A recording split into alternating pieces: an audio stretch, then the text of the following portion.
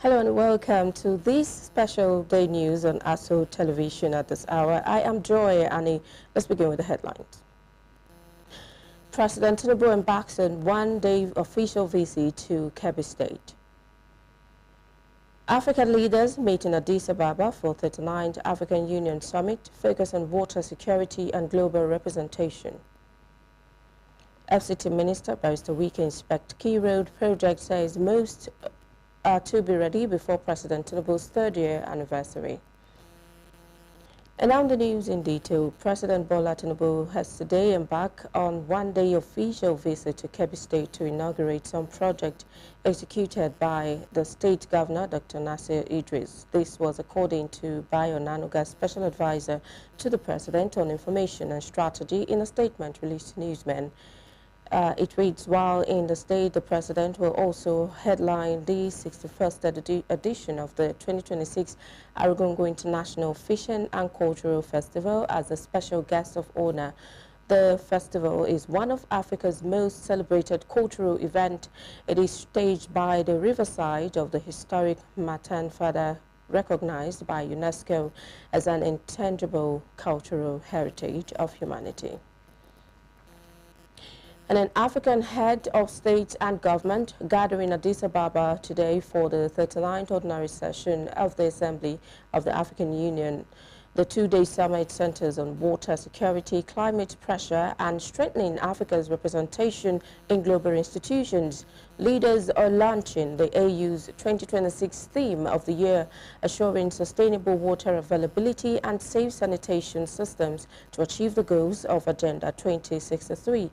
UN Secretary-General Antonio Guterres, Italian Prime Minister Giorgia Meloni, Palestinian Prime Minister Mohammed Mustafa, and other international leaders are participating in the summit at AU headquarters, Addis Ababa, Ethiopia.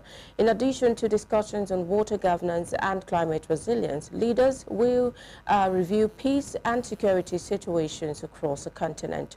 They are also expected to progress and access on Agenda 2063, the AU's long-term development blueprint, and consider institutional reforms aimed at improving the effectiveness and financial sustainability of the continental body. Now, still from Ethiopia, Nigeria has urged African countries to prioritize health, security, sovereignty by reducing dependence on foreign aid and investing in resilient, self-resilient, and locally driven healthcare systems. Vice President Kashim Shettima made the call during a high-level side event on building Africa's health security sovereignty at the ongoing 39th ordinary session of the Assembly of Heads of State and Government. Representing President Bola Ahmed Tinubu, the Vice President stressed that Africa must ensure its health system are no longer subjected to the uncertainties of distant supply chains or shifting global priorities. He recalled the continent's experience during the COVID-19 pandemic, when many countries struggled with delayed access to vaccines and medical oxygen, warning that endurance alone is not a strategy. He also outlined key reforms underway in Nigeria, including expanding local pharmaceutical manufacturing, increasing domestic health financing, and strengthening regulations oversight. Sovereignty in this context does not mean isolation from the world. Far from it. It does not mean retreat from global cooperation. It means preparedness anchored in competence. It means the ability to prevent outbreaks where we can, to detect them swiftly when we cannot prevent them, and to respond decisively before a local crisis becomes a continental or global emergency. The Vice President added that Nigeria is unlocking opportunities across the healthcare value chain through the presidential initiative to unlock the healthcare value chain, aimed at supporting pharmaceutical manufacturers, medical device assemblers, and biotechnology innovators. Coordinating Ministry of Health and Social Welfare, Professor Muhammad Ali Pate, reaffirmed Nigeria's commitment to strengthening workforce capacity and bringing rural-urban gaps in health service delivery. Nigeria is committed to leading by example And by 2027, under the leadership of Mr. President and the Vice President, we declared that we wanted to retrain 120,000 community health workers in the frontline nationwide, integrated with our subnational state health systems. We've already retrained almost 80,000, and we're on a path to get to the 120,000 and more. Director General of the African Center for Disease Control and Prevention, Dr. Jean Kaisea, commended Nigeria's leadership and called for stronger synergy to address fragmented health investments. Health Minister from Senegal, Malawi and Ethiopia also pledged support for the initiative. At the end of the forum, African Union Ministers of Health and Finance urged heads of state to increase sustained investment in human resources for health and community health systems. They set a continental target of 2 million community health workers by 2030 and called for greater domestic financing and the development of national community health acceleration plans. Now, President Bola Ahmed Tinubu has said ethical leadership and strong institutions remain the surest path to peace, justice and sustainability development in an increasingly divided world. The president stated this yesterday at the Global Council for Political Renewal, the GCPR conference held in Cape Town, South Africa. Represented at the event by the Minister of Information and National Orientation, Mohammed Idris, presenting Nigeria's position on good governance. He said that the reforms, no longer optional in fast-changing and popularized global environment. Speaking on Nigeria's domestic reforms, the president said his administration was strengthening transparency, accountability, and institutional performance under the Renewed Hope agenda. Of course, this invitation was extended to us because Nigeria is, of course, a leader on the African continent, and also a leader in democracies around the world. So President Bola Ahmed Tinubu thought it important that we come here to talk about democracy in Nigeria, to talk about the reforms that Nigerian government has instituted, and all the agendas of Mr. President towards attaining sustainability and development in our dear country. A democracy does not have a single origin, nor does it have a single destination. So it is important for all of us to come together to work towards, a value that works for the entire world. Nigeria is indeed part of this democratic journey, and we want to ensure that Nigeria is, in fact, continues to take its place in the Community of Nations, to continue to play its active part towards peace and stability, not just on the African continent, but also around the world. He highlighted ongoing people-centered social and economic interventions, youth-focused policies and measures to promote the responsible use of technology, including digital platforms. The president further stated that Nigeria was ready to contribute meaningfully to efforts aimed at developing a global roadmap for ethics, justice, peace and development, drawing from its experience as a diverse democracy committed to unity and inclusion. Now let's turn our attention to some electoral matters now. The Independent National Electoral Commission, INEC, has formally issued notice for the 2027 general election, announcing that presidential and National Assembly polls will hold on February 20, 2027, while governorship and state assembly elections are scheduled for March 6, 2027. INEC Chairman Josiah Mipatan disclosed this on Friday at a news conference in Abuja. The 2027 general election will hold nationwide for the following offices. Number 1, President and Vice President of the Federal Republic of Nigeria, governors and deputy governors of the states of the Federation, except those states I've earlier mentioned, members of Senate, members of House of Representatives, and members of the Houses of Assembly of States.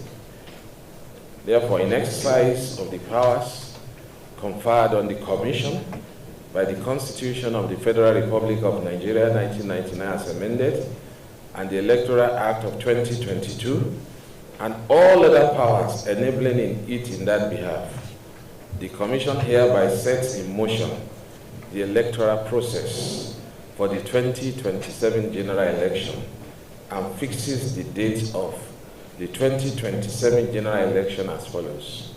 1. Presidential and National Assembly election will come on the 20th February 2027. 2. Governorship and State Houses of Assembly will be 6 March 2027. The detailed timetable and schedule of activities have been uploaded to the Commission's website. Amir Patan noted that while it had already made submissions to lawmakers regarding the proposed amendment, certain aspects of the timetable could be adjusted depending on when the Electoral Act is eventually passed. This bill has sparked important discussions and concern among the various stakeholders in our democracy.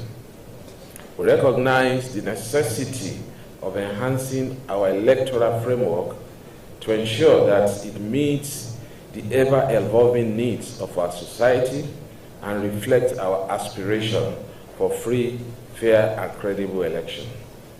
It is imperative to note that while we are eager to adopt any amendments that may strengthen our electoral processes, we must also act in accordance with the existing provisions of the electoral. The Commission assured stakeholders that preparations are ongoing to ensure seamless and credible 2027 electoral process.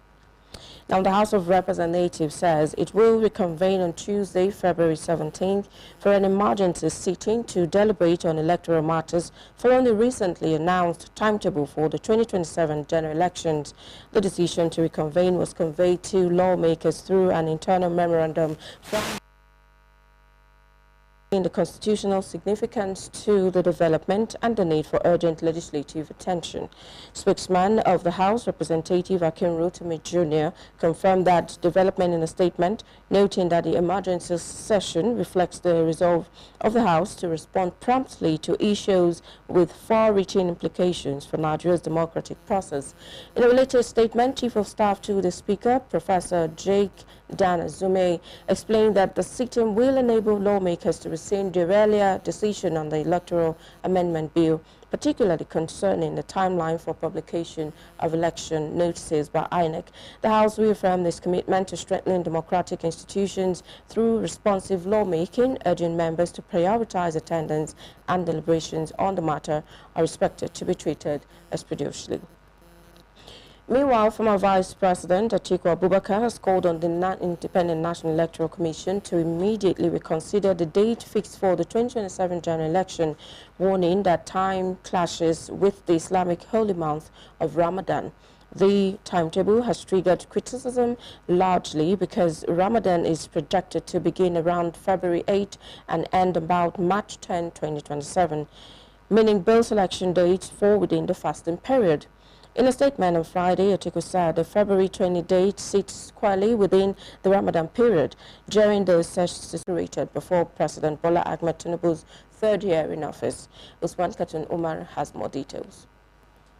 It was a marathon inspection tour for the FCT Minister Barrister Ezenwonye Somwike as he moved across multiple project sites within the capital city. At the end of the inspection, the minister speaks on the various projects visited and the expected time of delivery.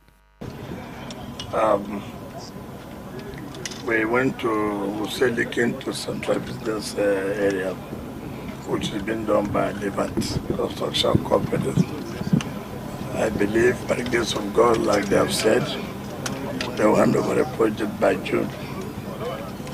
And from there, we moved to Mabushi, where you have the bus terminal, which is also carried by Setraco. Very good work, quality work done. I believe they are going to meet up. Like I said, it's one of the rules that we believe we should be able to inaugurate by the third year of Mr. President's anniversary. And then we went to Wuye, where Arab contractors. It's a major work. That's try N1. We believe by the end of the year, not this May, June, Probably by the end of the year that has been completed. That will be completed. Now we're here, almost 16 to 17 kilometers of road. As they have populated this area, and this links to F5, that's Life Camp. You can attest to the fact that we have really opened up the Federal Capital Territory. On funding, Barrister Wike explains that the projects are largely financed through the FCT's internally generated revenue, noting that allocations from the Federation account are insufficient even for salary payments. Like I said, the funding is through IGL. That's why we are very aggressive in the drive for IGL. And to the glory of God, we've been doing quite well.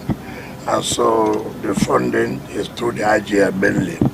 It's not for the Federation account. The Federation account hardly even is enough for payment of salaries. Regarding the delay in the commencement of operations at the bus terminals, the minister said approval from the Federal Executive Council is being awaited as the management structure requires federal clearance. He disclosed that private operators would manage the facilities once approval is secured. Addressing concerns over vandalism of public infrastructure, particularly street lights, the minister said new installations by CCECC and CGC include security features to deter tampering. Barrister Wike assured residents that the administration would continue to fast-track infrastructure development while strengthening measures to protect public assets. Usman Katun Umar, ASO Television News. You're watching ASO Television News. We are live on DSTV channel 392, also on StarTimes TV channel 127 and FreeTV channel 507. We're also on the UHF band on channel 38. Now still to come on the news. FRSC once again speeding, drunk driving during Valentine's celebration. To stay with us. Good evening and welcome to the greatest show on earth. This is a people's game. They will be bubbling about this one for weeks and months to come. Let's go! Lights, camera, action. Put your mind to it, live the life that you remember.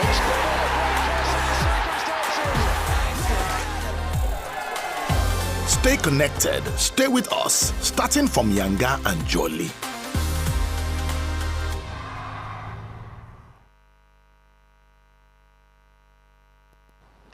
Thanks for staying there. Now, the political landscape in Kuje Area Council witnessed a significant shift on Thursday, February 13, during 2026, as several members of the People's Democratic Party, PDP, gained fresh momentum following the defection of notable members of the All Progressives Congress, APC, in the Farah Gobe ward. The defectors who were received amid jubilation by party faithfuls formally declared their allegiance to the PDP, citing their desire for inclusive leadership, grassroots development, and effective representation in Kuje Area Council. Leading the reception was the PDP chairman candidate, Honorable Danlami Nzekoyi, alongside the Kuje PDP chairman, Honorable Abdullahi Muhammad Apo, and other prominent party stakeholders. The event turned into a rallying point for supporters who described the development as a clear indication of the PDP's growing acceptance across wards in the council. Speaking at the occasion, Honorable Nzekoyi appreciated the new members for their courage and confidence in the PDP's agenda, assuring them that the party remains committed to delivering people-oriented governance and sustainable development if elected. In his remarks, Honorable Abdullahi Muhammad Apo welcomed the defectors into the party fold and assured them to equal right opportunity and full integration into the PDP structure. He emphasized that the party's door remains open to all well-meaning Nigerians and residents who are passionate about the progress of Kuje. Apo further urged eligible voters across the area council to turn out en masse on Friday, on February 21st, 2026, to cast their votes for Honorable Danlami Nzekoyi and all PDP candidates, expressing confidence that victory at the polls would usher in a new era of purposeful leadership in Kuje Area Council. Now, the Federal Road Safety Corps has cautioned motorists against excessive speed, drunk driving and reckless behavior during the Valentine's Day celebration. Corps Marshal Sheikhu Mohammed says operational and public education measures have been deployed nationwide to ensure the safety of road users. He directed commanding officers and intensify patrol, increase visibility on major routes, and enforce traffic regulations. According to him, operatives have also been equipped with breathalyzers and radar guns to detect drunk drivers and speed violations, with offenders to face sanctions. He reminded motorists that Valentine's Day is meant to celebrate love and urged them to comply with traffic rules. He also advised road users to call the FRSA toll-free emergency line 122 to report crashes, obstructions or reckless driving. The Corps Marshal further called on parents and guardians to caution their words, noting that youth are often more vulnerable during the celebration period. Now, the Defense Headquarters says troops under Operation Savannah Shield have dislodged terrorists from identified checkpoints and hideouts in Kwara and Niger State, restricting their operations in the areas. Director of Defense Media Operations, Major General Michael Onoja, in a statement, disclosed that Operation Savannah Shield swung into action in Kwara State following last week's terrorist attack on the Woro community in Kayama local government area. President Bola Ahmed Tinubu ordered the movement of 1 battalion of troops to the area in the wake of the attack, in which more than 100 people were killed. According to Major General Onoja, the troops are also conducted offensive operation covering Kwara and Niger states and denied terrorists freedom of action at the region. He said significantly they conducted operations in Bolgu and Mokwa local government areas of Niger State and Barutan, Edu and Ifelodun local government areas of Kwara State. Troops identified terrorist checkpoints and hibernating areas and dislodged them, while they continued to respond to information on the movement and activities of the terrorists in those areas. Giving update on troops' operation over the past 3 days, Major General Noja said troops of Operation Hadinkai in the northeast have continued to sustain operational momentum, denying Boko Haram splinters group freedom of action across the region. Now let's go to ICPC, where the Anti-Corruption Academy of Nigeria, ECAN, and Federal Fire Service have resolved to establish a structured collaboration aimed at deepening ethics, integrity, transparency, and anti-corruption compliance within the service. The resolution was disclosed during a courtesy visit by the management team of ECAN, Training and Research Arm of the Independent Corrupt Practices and Other Related Offences Commission, ICPC, to the Comptroller General, Federal Fire Service, Olumide Samuel Adeyemi, at the service headquarters, Iritan, Gariki, Abuja. The delegation, led by its director, Garuba Tukur Idris, who stated that the visit was to formalize collaboration in the areas of integrity, education, ethical reorientation, and transparency-driven institutional reforms. He explained that the Academy is committed to strengthening public institutions through structured training programs. He also said that seminars, workshops, and symposiums tailored to address corruption, prevention, and accountability mechanism. Responding, the Comptroller General commended the Academy for what he described as strategic and forward-looking initiative. He reaffirmed that integrity, transparency, and value for money are indispensable principles for a disciplined and service-oriented institution such as the Federal Fire Service. He noted that strengthening ethical and described it as one of the major structured training programs, seminar workshops, and mechanism. He said that the indispensable principles for a disciplined and service-oriented institution such as the fire service, noted that strengthening ethical standards within the service will enhance operational efficiency and reinforce public confidence and ensure prudent management of resources. He stressed that integrity must transcend official responsibilities and reflect on personal conduct, family life, and broader societal interactions, as public servants are custodians of national trust. Now, the federal government has launched an emergency intervention program to combat Tuta absoluta and the African sugarcane borer pest, threatening tomato and sugarcane production across the country. Minister of State for Agriculture and Food Security, Senator Aliyu Abdullahi, says the initiative will sensitize farmers and distribute approved pest control inputs and provide technical guidance on integrated pest management. He described the infestation as a national agricultural emergency, warning that it is already affecting harvest, farmer increase and incomes, and agro-industrial investment. According to him, the intervention reflects the federal government's commitment to food security, farmers' welfare, and sustainable pest management, particularly in frontline states such as Kano.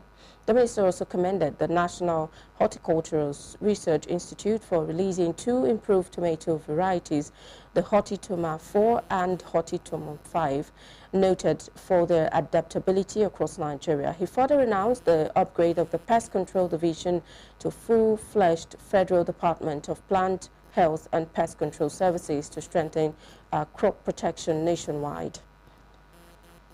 Moving now to business, Registrar General of the Corporate Affairs Commission, CAC, Barrister Hussein Ishaq Magaji, in collaboration with anti-corruption agencies, have emphasized the need to harmonize a national register of beneficial ownership across the country towards transparency while cushioning banks and other financial institutions for non-compliance.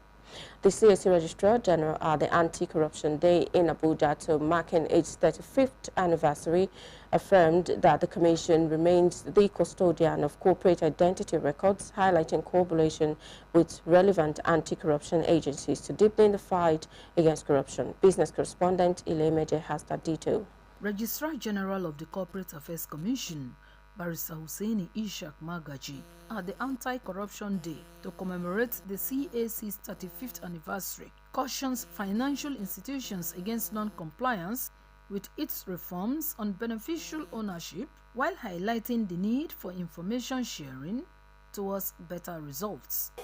I wish to reaffirm today that CAC remains committed to a prompt, responsive and proactive support system for all anti-corruption agencies. Our collaboration must not be episodic. It must be sustained, structured, and institutionalized.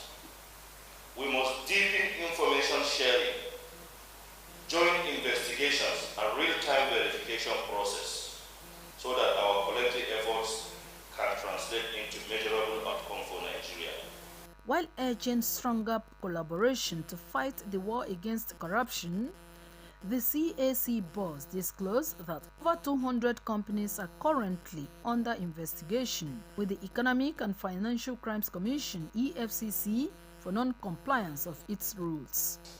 CAC has also taken decisive steps to cleanse its internal system and demonstrate zero tolerance for corruption. In the year under review, I submitted to the EFCC a list of 248 fake company registrations illegally inserted into our system through unlawful means for investigation and prosecution. These were purported entities operating within the Nigerian system without traceable corporate identity. In his remarks, Chairman, Independent Corrupt Practices and Other Related Offences Commission, Dr. Musa Adamu Aliyu, who was represented by the ICPC Director of Public Enlightenment and Education, Mr. Demola Bakari, underscored that the reforms of the CAC are crucial to strengthening investor confidence and accountability. Transparency works best when institutions operate as a system, not in silos. Therefore, whole of government collaboration should be vigorously pursued. Private sector and citizen ownership. Transparency must be embraced as a shared national value, not merely a regulatory obligation. The ICPC chief commended the CAC, describing the commission as indispensable to Nigeria's anti-corruption and development agenda. Ile Emeje, ASO Television News. But that's the bulletin. But before we go, look at one of our major stories again. We told you that President Tinubu is embarked on an official visit to Kebbi State to inaugurate some project executed. I am Joy Annie. Thank you for watching.